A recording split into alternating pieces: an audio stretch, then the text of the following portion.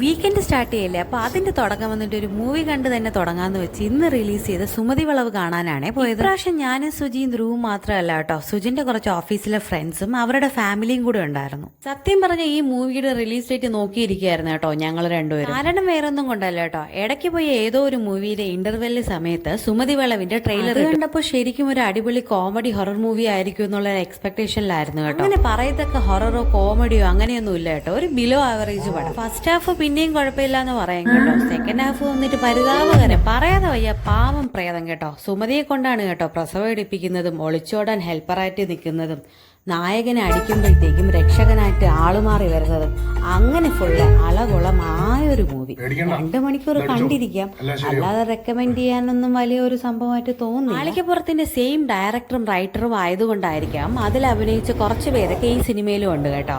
കൂടാതെ മുകേഷിന്റെ മകനായ ശ്രാവണാണ് കേട്ടോ ഈ മൂവിയിലെ വില്ലനായിട്ട്. അർജുൻ അശോകനാണ് കേട്ടോ ഹീറോയിനായിട്ട് വരുന്ന ഒരു പുതിയ കുട്ടിയും. കൂട്ടത്തിൽ സിദ്ധാർത്ഥ് ഭരതൻ, ഷൈജു കുറുപ്പ്, ഗോകുൽ സുരേഷ് ഗോപി, ബാമ തുടങ്ങിയവരൊക്കെ അഭിനയിക്കുന്നുണ്ട്. പടം ഫുള്ളി നിരാശപ്പെടുത്തിയെങ്കിലും എന്റെ യൂട്യൂബ് ചാനൽ സബ്സ്ക്രൈബ് ചെയ്യാൻ സുജിന്റെ 2 ഫ്രണ്ട്സിനെ കിട്ടി കേട്ടോ. അപ്പോൾ എന്താന്നാലും പുതിയ വീഡിയോയിൽ കാണാം. ബൈ.